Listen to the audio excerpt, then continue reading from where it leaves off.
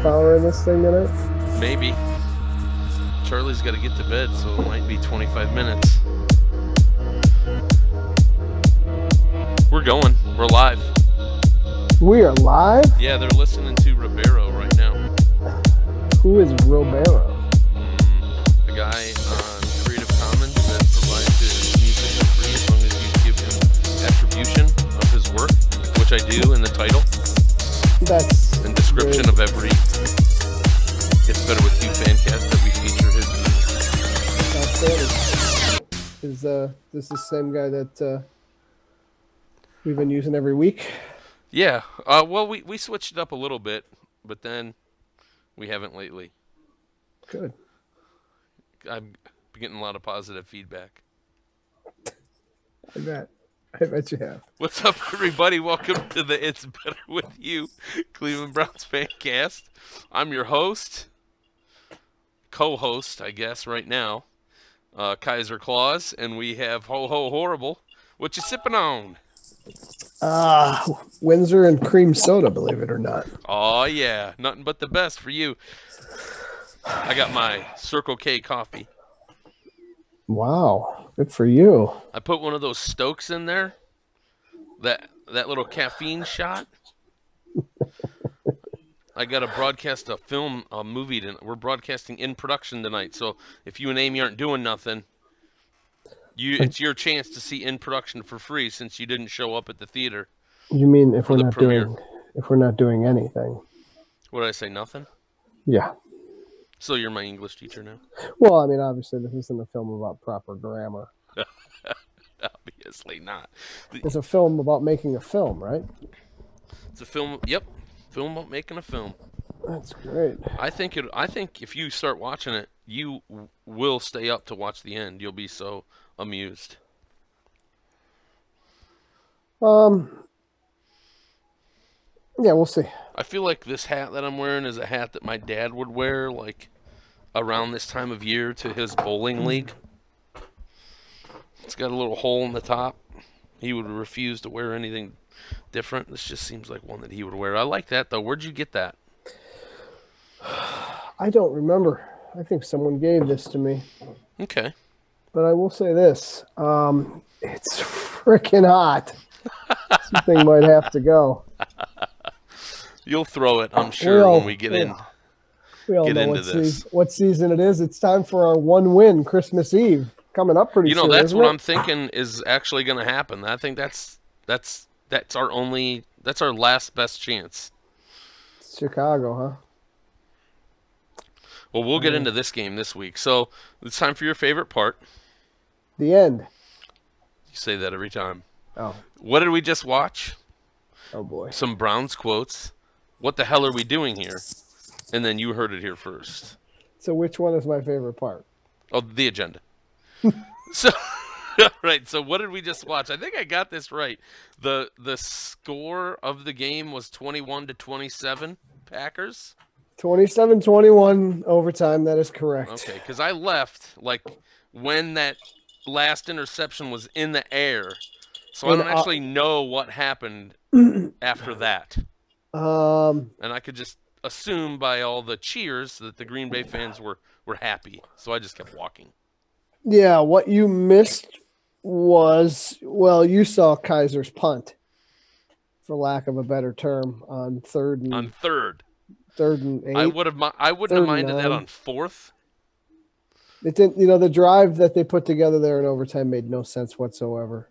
And then to see that was it didn't boost my confidence that he's really going to be something moving forward. To see that kind of a play at that time in the game at this point in his first season, but we're not in week 2. This isn't week 2, week 3. I was just going to say that by now he has to know that is an asinine, stupid decision to make. Well, I'm pretty sure that's what if he doesn't know that by now, then he probably isn't going to get it, because I think that's what got him benched earlier in the season, those kinds of decisions. Yep. And Hugh, as much as said he needed to sit down and watch. Well, what are you going to do now? That was he could have thrown that thing 30 rows into the stands and nobody would have said anything, and maybe the game turns out differently.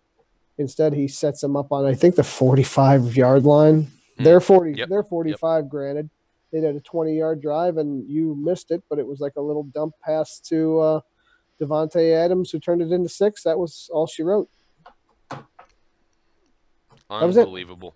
Yeah, unbelievable. Snatching defeat from the jaws of victory. Like, they do. They have such a knack for doing that. It's crazy. I think we're all past it by now. We just know what's going to happen. So Absolutely. Here's a couple headlines. One headline that Sashi Brown, and this is since our last episode. So since our last one, Sashi was let go and John Dorsey was brought in. That happened before the game. So this was his. Was it his first game? Was this his first game? That was his first game sitting in the big man seat up there. And he got rid of Kenny Britt. First thing he did is 2 hours on the job. Walked in, said, "Kenny, I'm going to need your playbook." Kenny probably said, "Why?" And he said, "Get your shit and get out of here. That's why." And I think that was the whole conversation, verbatim. Oh, hey, I got to ask you a question. Yes. Do you see the slides? I do not. So there's a bullet point on there that says "snatch defeat from the jaws of victory" that I put in there yesterday when I was putting this together. So nice. Well, I'm like, wait, I've heard that before. So maybe you looked at it. That is no, that's just typical Cleveland Browns fashion. Oh yeah. We've had a couple of games this year that we probably, I'm not going to say should have won, but could have won, and somehow we found a way to just destroy that idea. That you kind of look very East Coast right now, so I feel like I need to say a lot. I need to increase my vocabulary and stick. Why are you trying to confuse me? Stick my pinky out when I'm drinking my coffee. Wow. Am I trying to confuse you? Yeah, don't use big words. Me? I'm drinking freaking Windsor and cream soda out of a House of Blues mason jar. I found a glass Treasure Island mug, and I brought it up. It's a skull. It's actually a lot of Windsor and not much cream soda. What do you think about Dorsey coming out this week and saying that they need to draft some real football players on this team? I'll tell you what, there's probably about 20 out of 53 guys that are probably pretty pissed that they heard that comment. There's some other guys that are probably like, the Duke Johnsons and the Batonios and some of the other guys are probably like, well, I know he's not talking to me. Right. There's got to be some other guys that probably poked out a couple other guys in the ribs and said, "Hey, man, you hear what he said about you?" And then I didn't include this one in the headline either, but I read it today. Greg Williams was saying something about he's never had to use the zone more than he has this year, and you can understand why. So it's like even the coaches are taking jabs at the front office, but also just throwing the entire team under the bus. Well, I'll tell you what, I'm not sure that I even understand at this point what Greg Williams' defensive scheme is.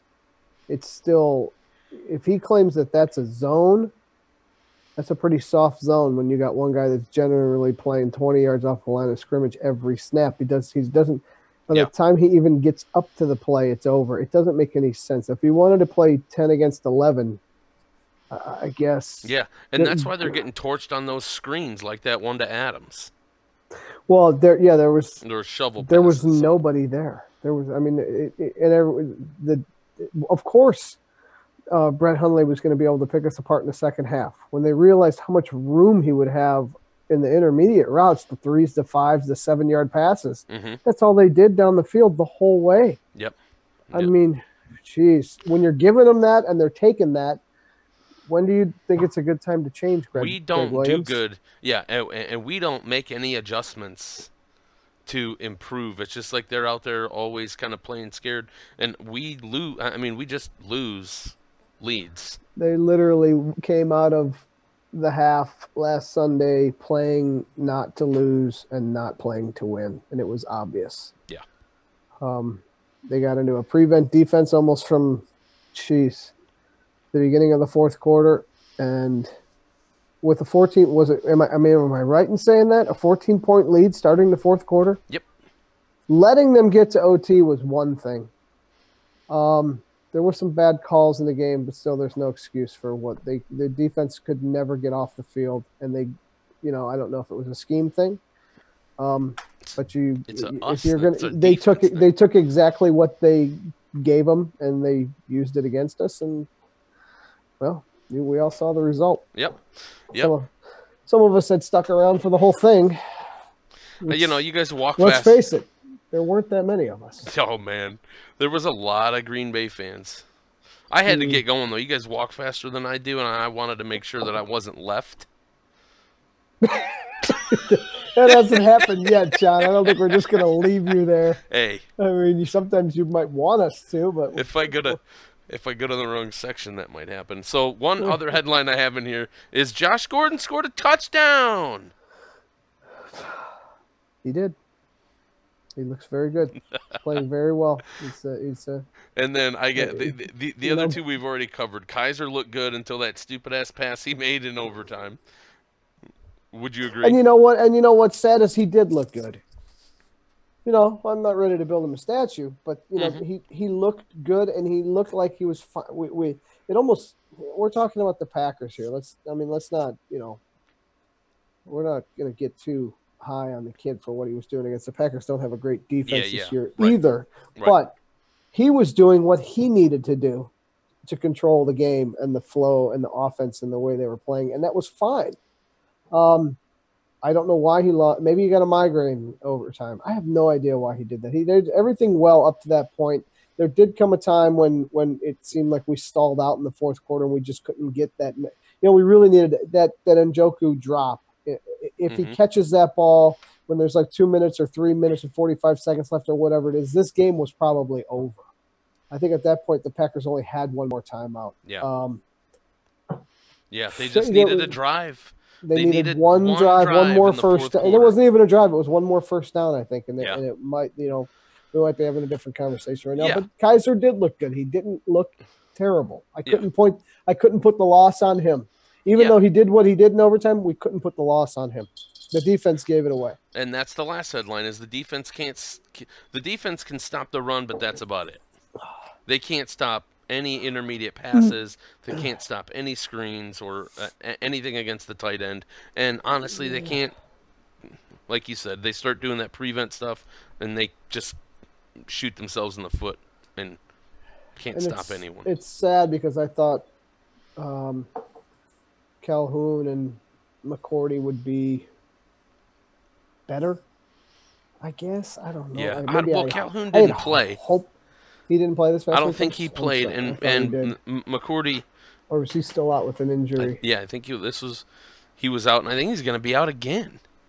And I think McCourty's doing good, but he didn't have a good game. No. When you have Jordy Nelson and Cobb and Adams, I mean, that's a tough receiver core to cover. I don't care who your DBs are. Yep. And there was a lot of talk about Rodgers, being right on Hundley the whole game and coaching him up and da-da-da-da. Well, somebody obviously something to be said about somebody obviously told him what to do at halftime or at the end of the third quarter, at least, where they basically, drug him over the sidelines and said, "Hey, look, man, this is what it's there for the taking. It's right here. Yeah, it might not look great on the stat sheets, but you're going to get a lot of 3, 5s, and 7s out of these guys, and they're going to give them to you." Yep. And we did. We gave them to them. All right, man. You ready for some quotes? Nothing would make me happier. First up, I'm going to keep raising the bar and see if he keeps raising the bar. I'm going to keep raising the bar and see if he keeps raising the bar.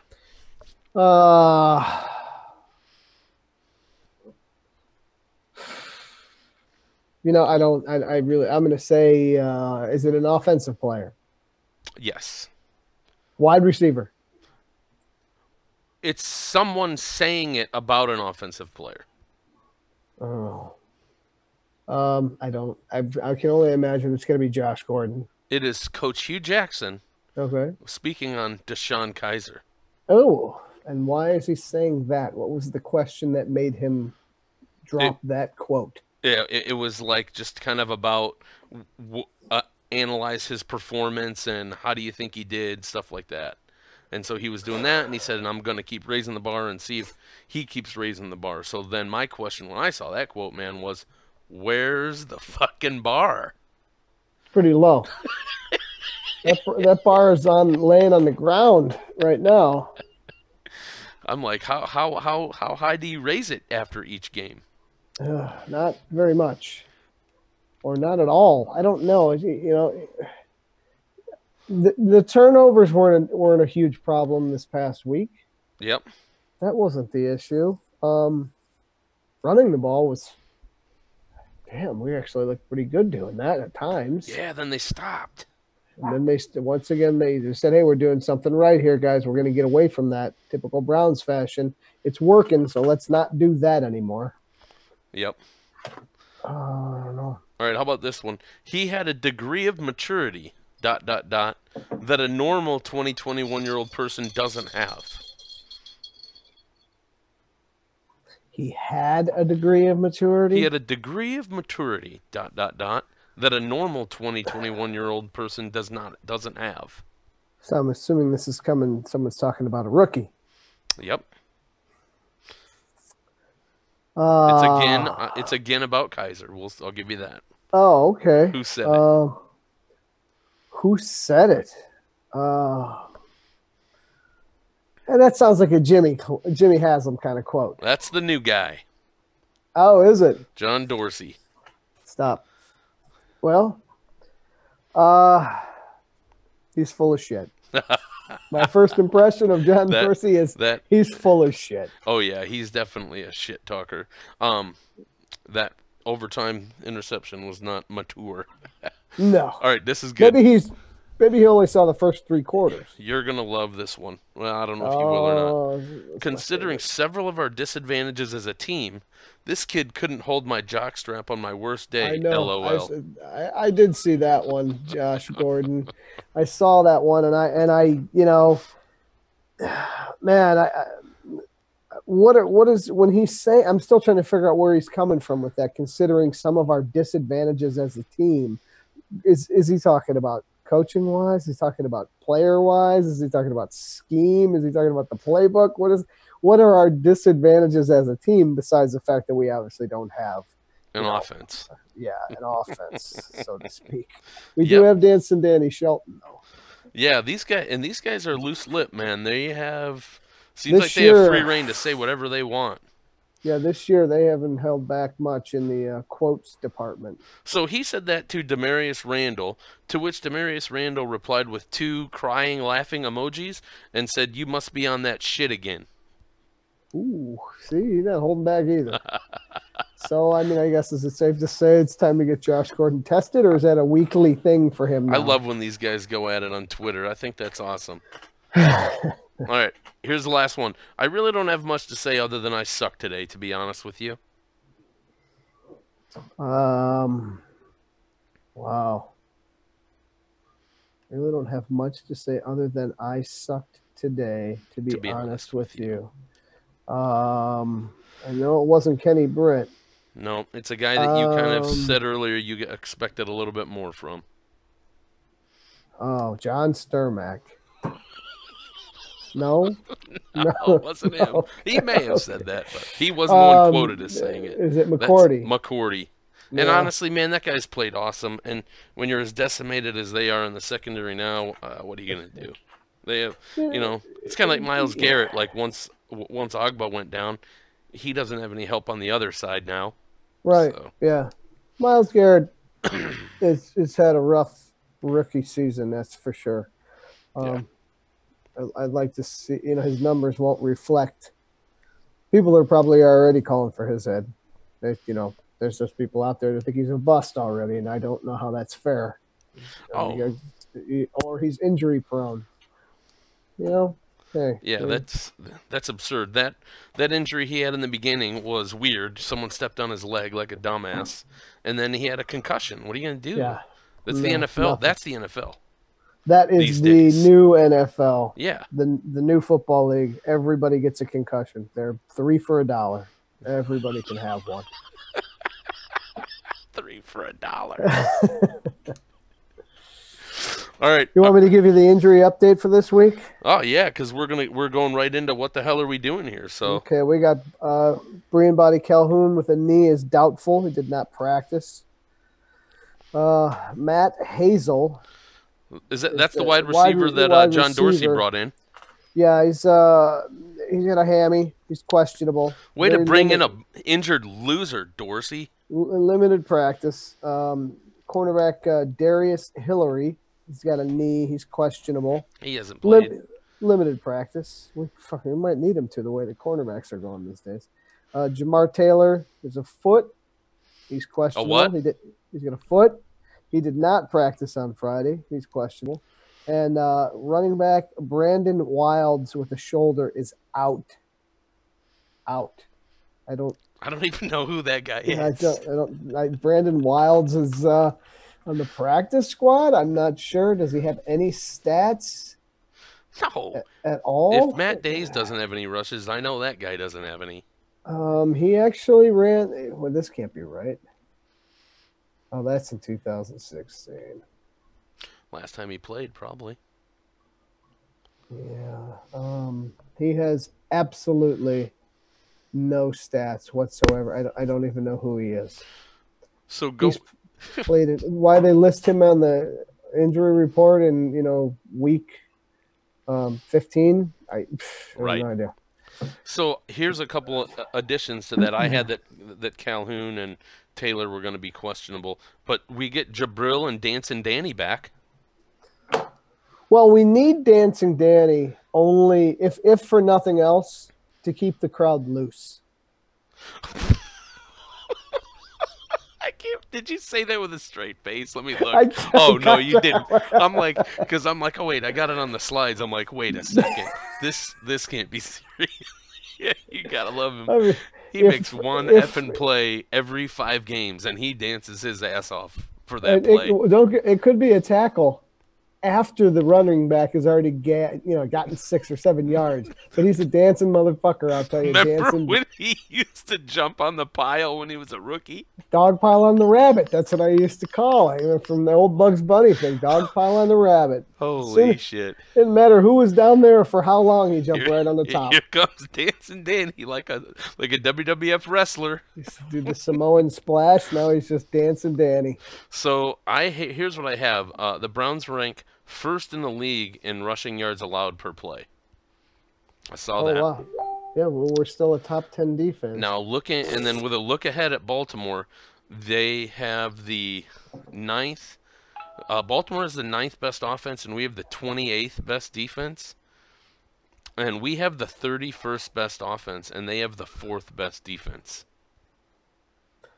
Yeah, this is not looking good for the home team this week. You know what? Look up. You want to look up a stat? Look up points allowed per game and see where the Browns rank in defense. Because I think they're like 30th. Yeah, that's what. Okay, I'll check. Yeah, I mean, if you want to go defensive rankings, let's allowed per game. Would think that the Browns are at the bottom of that list. Yeah, they're 30th or 31st. And that's why they are where they are. Oh yeah, for a team that has no offense. If you're not going to average 30 points a game, which we obviously do not, you can't afford to give up 27 points a game or whatever we average right now. It's not. You're going to be 0-16 whether you like it or not. They are stats. Oh, we're looking up stats while we're live. See, with the things we do for you people. It'd be cool if I had it, the window already open, and that way I could just click on it. But the like me right now, it's bringing everything up super slow. So it's another reason. Well, let's see. Yeah, it just. In the total defense, that's something different altogether. Total difference. I would love to see where everybody ranks and how. And especially, who. Where is it? The Eagles are. Let's see. Total defense. There we go. Come on, total defense. Let's see where you are. What's our next bullet point there, John? Oh, Cleveland's ranks 12th, which I'm not even going to try to figure out why. All right. I can't. It's that website was like making my whole computer lag, so I have no idea. Yeah. So no, let's just get into predictions then, because that was what I had. That they were the 9th ranked offense, we're the 28th ranked defense, and we're the 21st ranked offense, and they're the 4th ranked defense. That doesn't. And it's overall, like. Yeah, that does. I mean, if we're the 21st ranked offense against their 4th ranked defense, it's 31st. We're the 31st ranked offense against the number 4 defense this weekend. It's going to be a long day. It's going to be a long day. Yeah. All right. Let's look at last week. So you heard it here first. Our last week's predictions were 1-27. The Browns keep it close, winning 14-10 in the 4th, and then lose 17-14. Crowell is going. Someone said this. Crowell is going to pass Ernest Biner on the list for yards scored. Well, it wasn't me. I know who didn't say it. Did he?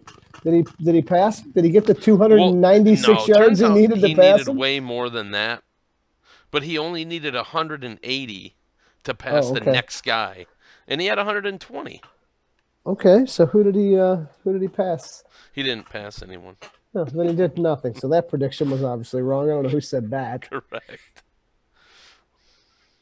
Hold on over here. You said, or Brats, Cheese, Curds, and Failure said 28-7 Packers, and that was way wrong. Yeah, but I had the Packers score almost right. I missed it by a point. I just didn't give us enough credit, I guess, to score 3 touchdowns, which when's the last time that's happened? Right. So I technically gave it to Jim. I gave it to 1-27 only because he said the Browns keep it close. If you take out the numbers, he said the Browns keep it close, winning in the 4th, lose. So he said winning 14-10 in the 4th, which is kind of close. It was 21-7. And he said lose 17-14. So if I take out the numbers, it says the Browns keep it close, winning in 4th, lose. That's what happened. I mean, we're gonna sit here and get nitpicky. If we got to give the point to somebody, I guess it would be James, who is not here today because he's under the weather. I don't want to give it to him. I'll be glad to exclude him. Are you keeping a running tally for each week of who gets the points? Well, we can. I mean, I have all the slide decks for each Circle gets the square. I mean, what are we doing here? I have all the decks for each Fancast. So I think it is. I think it's 1-27 anyway is leading, or you might have 2 and he might have 2. So what's yours for? I think the Browns are going to get introduced to a guy named Alex Collins this weekend, and it's not going to be pretty because it seems like every week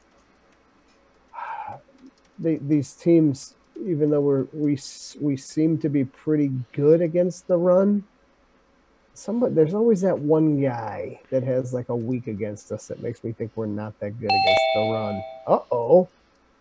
Look at this. He joined us just in time for predictions. Yeah, he must have been watching. He's got a magnum on the top of his head. Good evening. Come on in whenever he damn well pleases. Did you buy something at Toys R Us? I got what I needed. You got what you needed? No, I got. You know what I mean. You showed up just in time for predictions. And by the way, he's for some reason giving you like a half a point for your prediction last week. Yeah, I took it. You got half a point. Well, because if you take the you got the numbers wrong. You were way off on the score. I predicted an inexplicable ending. Yep. Yeah, that's why I said it. If you take out the numbers, it says the Browns keep it close, winning in the fourth, lose. And that's correct. Yeah, but you said 14-10 or some shit like that. 14, I think. All right, fine, whatever. You get a half a point, be happy with it. You were wrong. You can't state the obvious and then expect a point. You can't say the Browns are going to lose. Oh, I was right. Give me my point. Fine. So we're doing predictions. You missed the broadcast. What were the predictions? We haven't gotten doing them right now. I said the Browns are going to get introduced to a gentleman named Alex Collins this weekend.